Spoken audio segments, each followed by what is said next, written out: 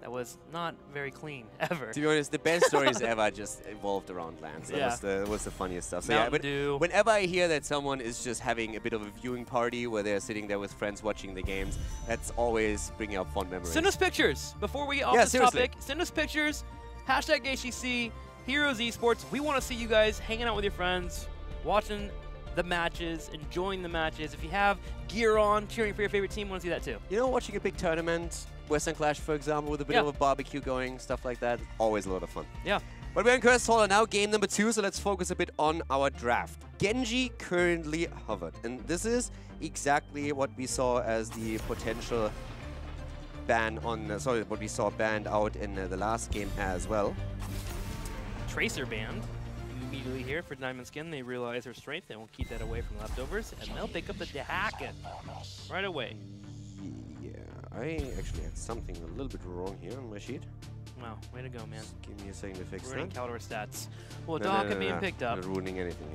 What will Diamond Skin respond back with? Blaze is up and available if you want to be able to have that match of being able to wave clear, but also you want to have someone that can punish if Dehaka leaves a lane, someone that can push a lane forward right away. You have options, you have the Malfields, you have the Blaze available. Leoric to a degree has fallen off pretty dramatically, but one that you can move into in case for some reason you can't get Blaze on your team. Yeah. I would still expect, Blaze is a hero that would expect to be picked up now, and that's the case. And we see Greymane. All right, for the first time this weekend, after the changes, we have Greymane. Most likely heading more into a walking form build now, so we're going to keep our eye out for that. And we have Blaze.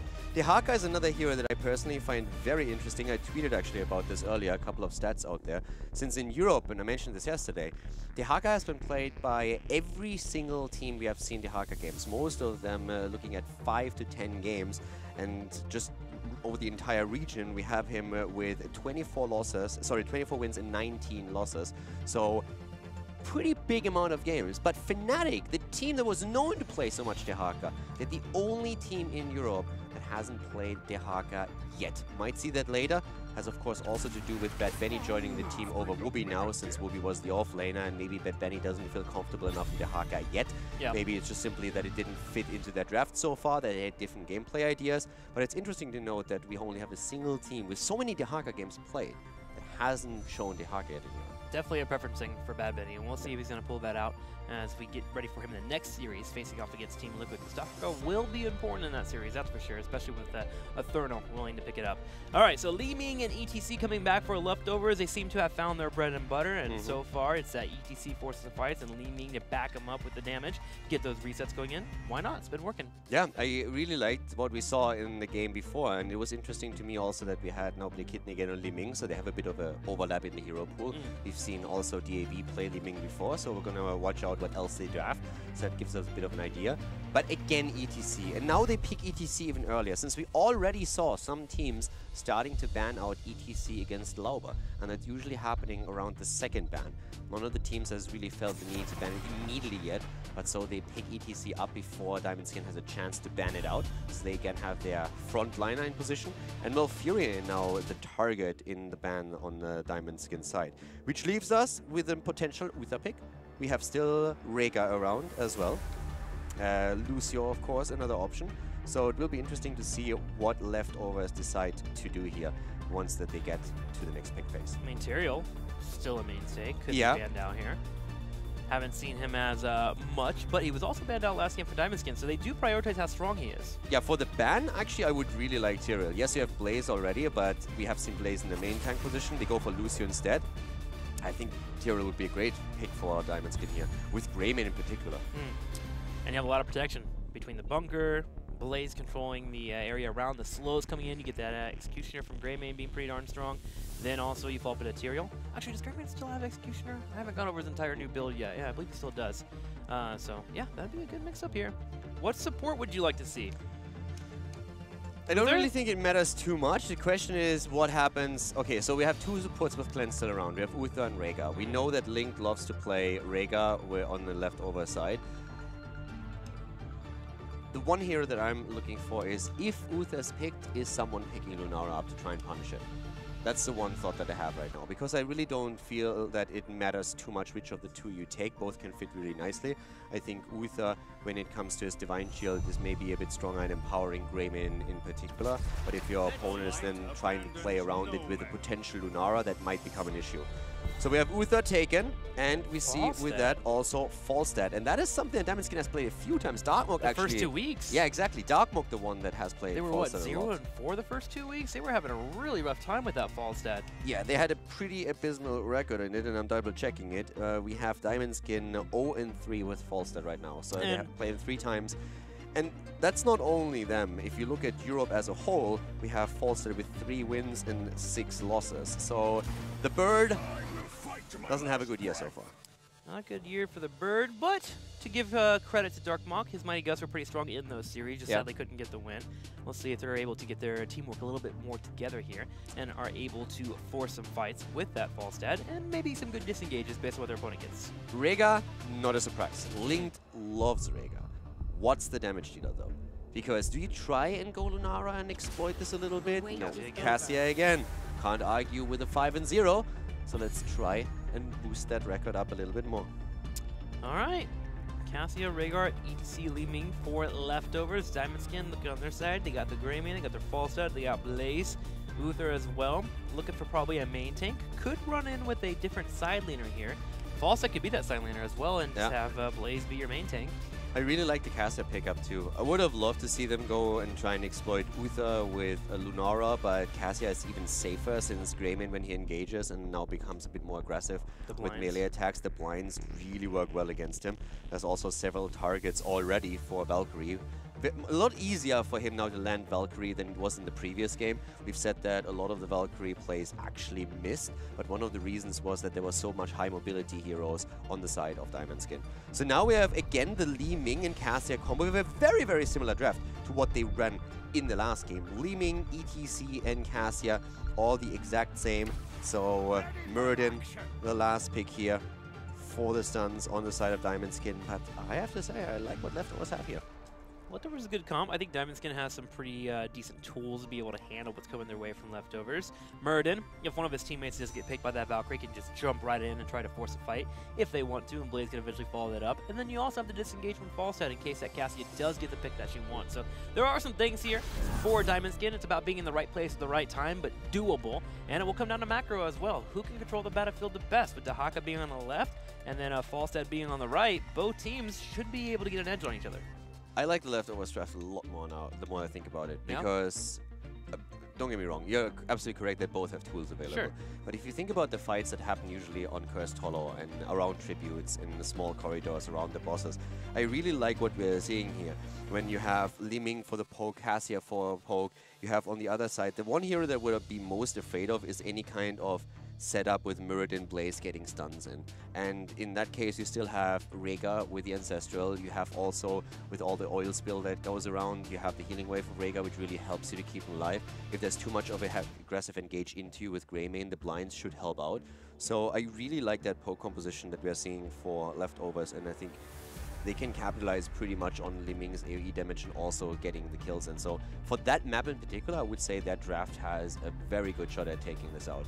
But we have some CC stack up for Diamond Skin, and maybe they can get those kills and then try and snowball it a bit. I'm hyped for this one. Leftovers in the lead for the first time, so let's check out what's happening in game number 2. We'll see how the team fights go, but also make sure to keep an eye on those bosses. Who has the better control for the bosses as well will definitely be the question for us. As we head into Cursed Hollow for game number 2, Calidor, will you introduce Leftovers for us? To the left, we have them in blue, the Leftovers, with a 1-0 lead in this series. Lel Auba on ETC, we have Linked on Rhaegar, Blake Kidney on Li Ming. We see Podibos on the Haka, and DAB once again on Cassia. On the right side in the red, Diamond Skin. Wolf Joe playing Uther, Robodoba on Muradin, Darkmook on Falstad, Nande playing Blaze, and Rosmeg playing Greymane. And let's keep an eye on that build. For our Greymane coming in, Viciousness, level 1 being picked up. The duration is increased for 4 seconds on Inner Beast, and you also get your ability damage to refresh during the duration as well. Pretty interesting. So besides that, the one thing that I'm still surprised about is, oh, there's actually a few things. So the first thing to note is we don't have Tyrael in this composition on this map. Really interesting to me that he has not been part of the draft. But let's talk about talents really quickly. The level 1 on Falstad, Dartmoor going full mage build here with a Gathering Storm. No auto attack, which has been for the longest time the norm within Europe and also globally. So going still into the Hammerang talent here and trying to get the stacks for Gathering Storm. Very good against the Cassia composition due to her armor being physical armor on her trait. Being able to pick up a mage is usually a typical response you'll have into a Cassia. And with the Falstad being able to build into Gathering Storm, you increase that damage. Makes it a lot harder, of course, to pressure the tank and the front line. True. Because with Giant Killer on 13 and Seasoned Marksman on 1, you normally aim to pressure the front line more so than anything else. But one of the things that you can also do with this talent, it's much easier to defend since you don't have to be too close. You simply throw the hammer out, you move back, use Boomerang, and then you're still in a really decent spot to dish out damage. So in a defensive position, it's a really nice poke talent as well. That Boomerang will come online at level 7 that Caldor just mentioned, which gives you the wave cleared. And you get to a point where you can start to aggressively double soak if you don't have your rotations mixed with it all, thanks to the movement speed that is available for Falstad on his trait. Now, looking into the Merc camps, one of the things that Greymane does well is burn them down. With the help of Wolfjo helping out on the side, I feel like they can grab these Giants, keep Falstad at the bottom, and even move straight to the Night Camp afterwards and get a push going there. That's what Leftovers are already doing. They took the Night Camp immediately and now are working on the Night Camp towards the left side. So they will have another one moving through the middle of the map. Cassia, of course, is someone that we also need to watch for again, simply because of the stacking process that DAB has. So far, it's 4 stacks on Thunderstroke, his level 1 talent. And Cassia is now 5-0 after the recent victory on map number 1. So still at 100% win rate, and that's something that Leftovers are trying to use to their advantage. They also have Lauba again on his favorite hero, ETC, and he's ready to carry. Also, something to note, level 1, gosh, so many mix-ups and talents. Power hungry on Li Ming. Being able to grab those Regen Globes, one in lane, but also when you grab Tributes, the Regen Globe spawns, as well as around bosses, giving you easier poke, a little bit more damage as well, in case your opponents linger for a little bit too long. The Leftovers, they're pushing pretty hard with this Night Camp. It feels like today's series, they have shown that they have learned the power of these Night Camps. This is the 3rd push that we've seen from them today. Also, we had them really, they stacked up on the mage. They always moved onto the mage to make it harder to target the mage with auto attacks so that they could capitalize on the aura for as long as possible. So that was an interesting touch here as well, trying to keep that alive a bit longer. And with ETC being such a beefy frontliner, it really worked well. Leftovers, Diamond Skin. Dancing around this first tribute. Falstad's in the middle, can rotate down if Dahaka ever pulls the gun. But Falstad can also elect to stay in that middle lane and try to soak up as much as he can. Dahaka's getting some good value in the top lane.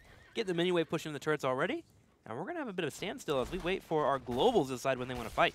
Interesting hybrid here also. Hammer gains taken on level 4 for Falstad, even though he went into a mage build. So you can of course do that if you feel you get more out of the poke on the lane, but oftentimes we see him still just heading straight into the Lightning Rod instead.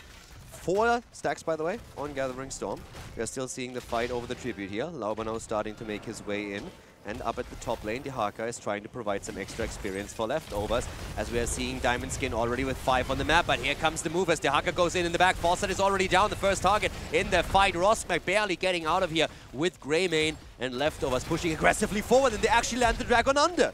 Wow, Link able to grab the Tribute, gonna have Blazefall as well, 2 picked up. Falstad making a really weird flank coming in from the left side. Li Ming able to hide herself from vision and get the perfect engage afterwards, with ETC falling up into a power slide. And one of the issues with Falstad, and why we see him have such a rough time in this meta, is that he has such a low health bar. His auto attack is very slow. If you linger around too much and you get caught by a CC or some kind of stun, you're pretty much deleted by any assassin in the game right now. Really well done also by Dahaka getting the extra dragon and confirming a 2nd kill for them. We're having on level 7 now the Wizened Duelist taken as the talent. And in case you haven't really kept up with the way that Greymane was changed, this has been completely revamped. So now you stack on your auto attacks, and the interesting part is that once you die, you only lose half the bonus. So you can get up to 30, and it's actually really cool because now it's not this...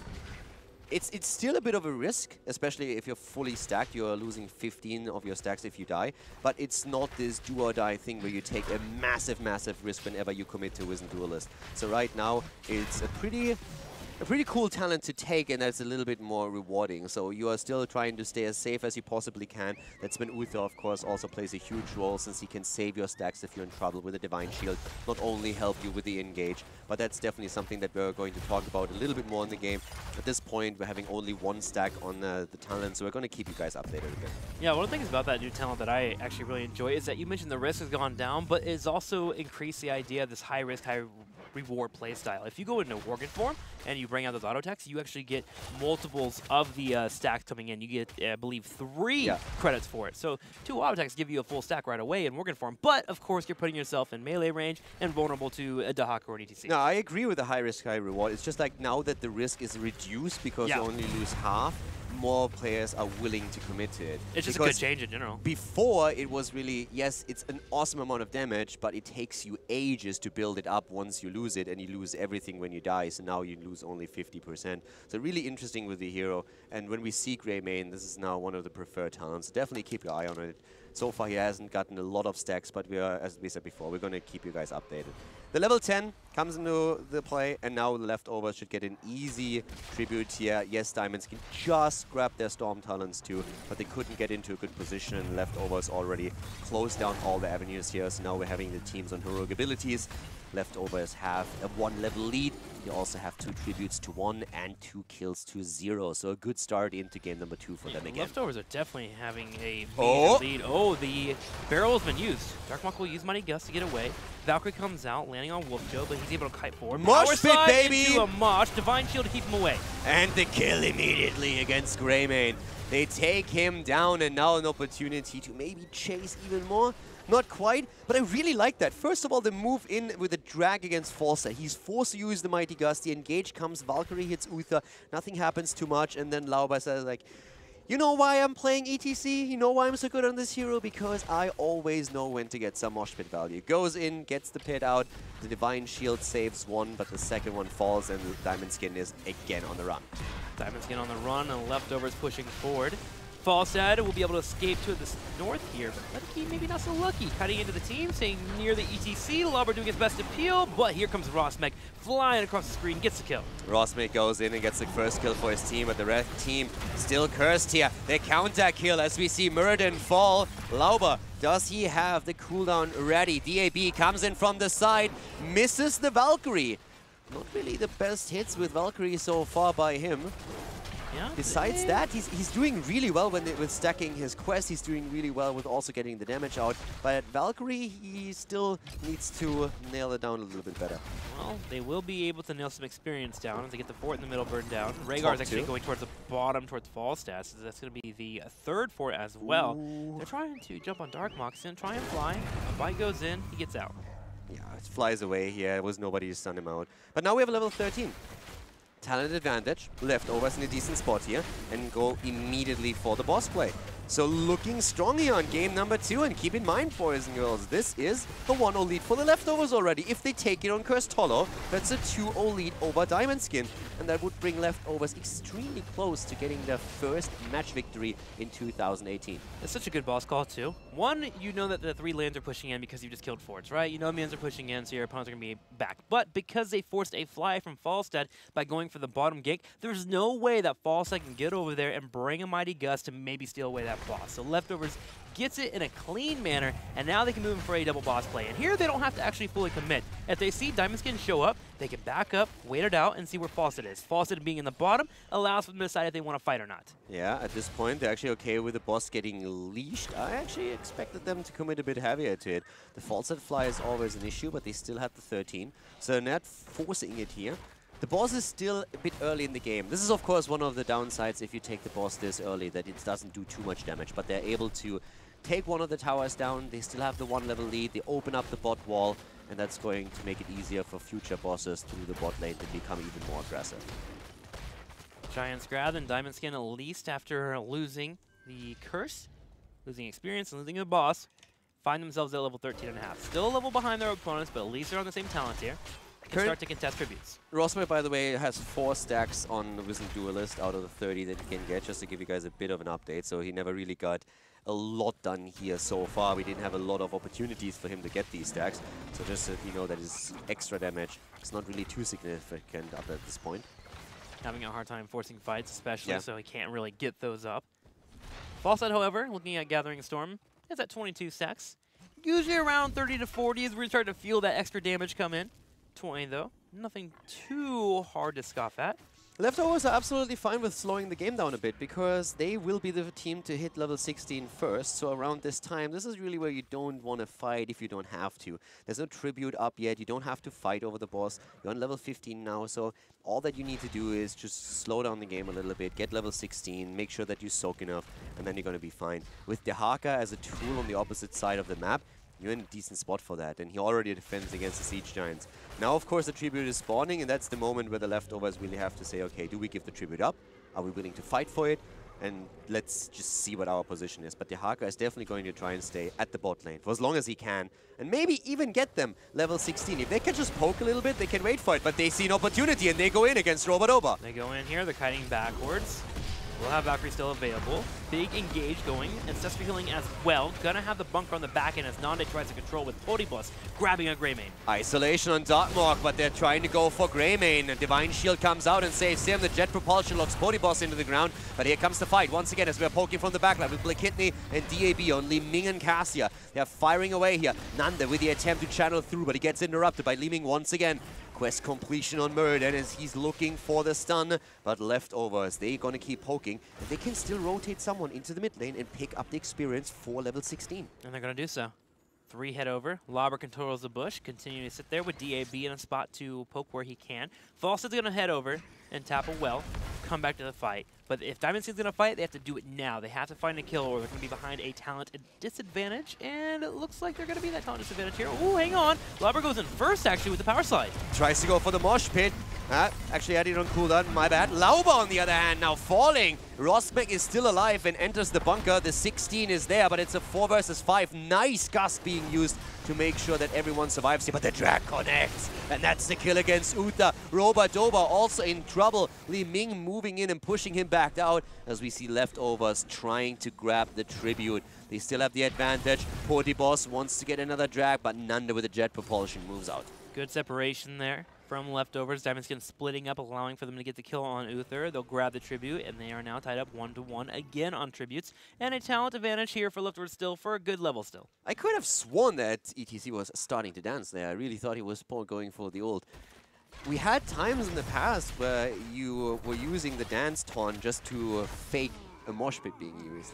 That was actually really fun. Trying to bait out the gust. That's what that reminded me of. Well, we'll see if that comes in from ETC. I don't know. I missed out him going for it. I know that the cooldown was actually burned earlier. Yeah, I was surprised by it too. I misread the animation. I saw him start something. It was like, oh my god, he's trying to dance, and then the stun comes in, and I was like, wait a second, he's on a 60-second cooldown. That makes no sense. But yeah, good move either way. After they lost ETC, I really thought there would be an opportunity for Diamondskin to grab the tribute themselves, but that didn't happen since we saw that counter kill against them. Uther dying there was a big deal. Without the support, you just have no chance to sustain yourself through this.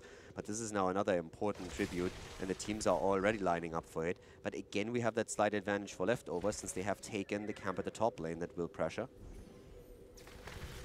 Lenke coming in for a bit of a poke. Lauber's going to hold this bush here. I'm watching Falstad. Falstad's controlling the Giants on the top side. We'll be dealing with that here. 29 stacks on that Gathering Storm. Yeah, and 9 stacks, 10 stacks now on the Wizened Duelist for Greymane, so it has a bit of extra damage at this point. But Rosmek still having trouble to complete it. Nice poke here from Cassia. Good damage output by DAB. Again the slide. Here comes the Divine Shield and a nice Valkyrie into the mosh pit. Down goes Uther. They're gonna try and go for the double, but Bunker is out and Dartmoor just uses the gust to save the rest of his teammates. But still a great kill for leftovers. They look at 6 kills against 2. Diamondskin really trying to force that fight around that choke. Not sure why they fully committed there. Taking a lot of poke in the corridor on the right side, and then the moment that the fight actually broke out, there was already a disadvantage in health bars. The leftovers had chunked them just enough, and they had no escapes from a Valkyrie coming in. That was an easy, easy Valkyrie for Cassia. DAB able to finish it up. The boss now grabbed, and they're going to have this boss pushing in with a 3rd tribute spawning to the north. Great decision making by Diamondskin though. They moved for their own boss immediately. They realized that leftovers would try to take the boss. So even in a 4 versus 5, they said, hey, we can still take our own boss, and they did so. Now in the mid lane, a fort is about to fall. More experience in Diamond Skin's hands. And that's actually important because they were a level behind. And they bridged that gap completely, really utilizing Falstad to get that. Now, on the other hand, we still have that situation where the boss at the top lane for Diamond Skin has to go through a fort. And down here, we already had that, of course, eliminated earlier, even the wall at the keep, which means that the leftovers are again trying to take the first keep of the game. And leftovers step up because Dahaka was able to scout the Falstad. He realized enough there. Gonna be a Valkyrie straight onto Greymane. He gets rooted by the boss. Bossman getting low, able to get away as Nane steps up. There's a fight over the tribute at the same time between Dahaka and Falstad, but this keep is still being attacked. Pody Boss and Dartmork in a bit of a standoff there, making sure that nobody moves back into the fight. Falstad can, of course, always try to gust in from behind. A bit of sprays being exchanged here, going for the Zealot spray since they don't have one on their own yet. The keep has been eliminated, and now the rest of the team is moving in immediately to fight for that boss. That would mean a curse. And Pony Boss is able to clear up this boss that's pushing on the top side. If he clears that up, should be fine. Dark Monk doing the same towards the south. Will have Fly available. Big waves cleared up, but the leftovers will be able to get 19 off of that. And the poke wars begin between our teams. The next one is Curse, as you mentioned, for leftovers. Might fall. The keep at the top left might actually fall. Barely surviving for now. Wow, that's a lot of damage, though. I thought for sure he had that defended. Yeah, I mean, he did, but that was a close call. Also, 89% on the core for Diamond Skin now. So this game has just hotspots all over the place. That keep being that low actually gets really dangerous for later stages in the game. Oh, he takes the... Nice, I like it. He takes the Siege Giant camp now. They buy him the time to take the Siege Giant camp just so that the lane pushes out and the keep is not under pressure. I really like that move. Buying him the time to do that will help them to focus onto the fight itself. It'll also allow them to soak 20. Like, they're okay with sitting here poking. They have Li Ming, they have Cassia. There's no way this tribute goes down unless Diamond Skin forces the issue. Again, the pressure is on Diamond Skin. Yep. Will they collapse under pressure? Or will they become the beautiful diamonds that we know they are? Stormbolt comes in, lands on ETC. Yeah, okay. Yeah, okay. You don't think they're beautiful? You're such a girl sometimes. You don't think they're beautiful? They're absolutely beautiful. Yes, Queen. They are. They are adorable. Leftovers is about to get 20. The moment they get 20, they'll move up easily here. Dahaka's on the top side, playing as safe as possible. Interesting little stalemate here, but both teams playing patient. This is wise. Lobber steps up. Oh, Robadova. He gets a curse. He misses the Stormbolt. Great zoning, and now the curse hits. And look at that timing. 20 is so insanely close. Diamond Skin is now in trouble. How is Leftovers going to play this? Are they going to try and pressure the bot lane, try to go for the core and force Diamond Skin to react so that the other lanes push? Or are they just simply going for a second keep? And it looks like they make the decision in favor of the keep. It's Dahaka at the bot lane that's trying to push it out. 20 is now ready for Diamond Skin as well. Again, Uther in trouble. The Valkyrie comes in and he is down. Couldn't even Divine Shield himself. That's a death sentence for Diamond Skin. At least he has redemption, though. Able to bring out a few heals. Mosh Pit goes off. Mighty Gust to stop it there. Gonna have Lobber on the side. He gets focused down right away. The cleanse. Unlucky. He gets stuck there, unable to cancel his Mosh, and Diamond Skin is able to clean him up. Killing Uther, even with redemption, put them into such a bad position. But then Rhaegar misses the Ancestral. If with Uther dying, redemption blown, he coming back at half HP, they were in a horrible spot. And now it's a 1-for-3 trade as Diamond Skin is able to turn the entire fight around.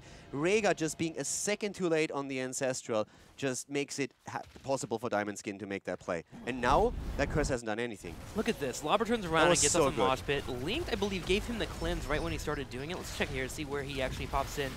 Because the Mighty Gust came out and just barely missed. So here we go. Lobber goes in for the bolt into it. Yes, it was the cleanse. Cleanse comes in, and Lobber has one target down, but he needed to cancel it. But he canceled it too late. The stun, a little bit too much, and Diamond Skin gets the kill. Yeah, the Ancestral is just too late at the moment because everybody gets Gustus away and he doesn't move towards him, so it's a 1-for-3 trade. It was a really, really good move for Leftovers at the start. That Valkyrie connecting there was so perfect, and starting the fight off with proccing Uther's 20 was fantastic for them. But now they lost 3 heroes. They still have the advantage through the keep at the bot lane, but of course, as we can see up at the top, one keep has been eliminated too. Leftovers just find themselves in this situation where they take lead in the game and then it gets negated by Diamond Skin right away. Diamond Skin shutting down that entire curse, able to defend the push that came their way. They cleared up the catapults afterwards, got kills as well, and now they're feeling confident. They're getting aggressive on the field, going straight for their opponent's knights, while Leftovers, they're sneaking. Look at this, in the top right corner. They're going straight for the boss of the opponents. They're going for it immediately, and the thing is that Diamond Skin hasn't identified that yet. They're not going for the boss at the bot lane, or do they? Greymane is moving over. He's double checking, and he's starting to attack it, but the top is going to be taken, and that's a big one. That is a big one. Dahaka's grabbing the Giants to the top as well.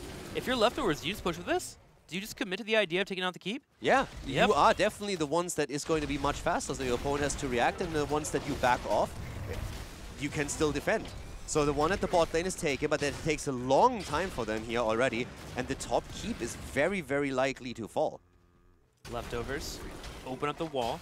And the best part about this two-layered aggression is that they have backup, as you've mentioned. They have the Giants coming later with the Dahaka, so that keep could also be in trouble with the tribute spawning towards the south. Leftovers still stay here. They need to think about what they want to do right now. Do they want to defend their own bot lane? Are they okay just taking the keep up here? They go for false dead. Divine Shield comes out. They're trying to see if they can get a kill and go for core. And there's the mosh pit again. Lauber is just a beast on that hero. He's able to get it. Blaze is low. Can we have the final blow come in? Leeming hits it, but the shields are enough. But eventually he does get taken out. Blaze now down, a drag on Murden. He has a hop so to get away. Leftovers heading straight for the core now. Fawcett doing the best for defense. There are 4 people still up for Diamond Skin. I mean, at this point, you have to really think about, okay, let's go for core. And they're trying to do exactly that. They go for Greymane. The counter attempt. Blake Kidney is being saved by Rhaegar. Barely. Rosmek is low. Catapults are in. But the boss of Diamond Skin is at the bottom left, busy taking down a keep as well. So now Leftovers instead are transitioning into the middle, trying to... No, they are focusing back on the core. They're a bit hesitant here. Do they want to get the third keep? Do they want to go for the core? They need to do something. They have 25 more seconds. They're waiting for Valkyrie. They're dancing around for Valkyrie. They're trying to get Diamond Skin in a weird position here, and the moment Valkyrie comes up, they're going to go and force a fight. DAB will be the one to start that target. He goes in for it, misses sadly. Darkmok able to sidestep here, but Rosmek not so lucky. Repulsion into a power slide. Power slide being used here. Great play and great synergy by Leftovers once again as they're trying to go for the core here. Diamond Skin has already lost the shield on the core. Falstad flies in, gets the Gust. That doesn't do anything for them. Gust them into the core. That's not what they wanted here. The core is down to 20%, and this is going to be game. They go for it, and Team Leftovers take their 2-0 lead against Diamond Skin. Leftovers repeating what we saw in game number 1. Strong early game.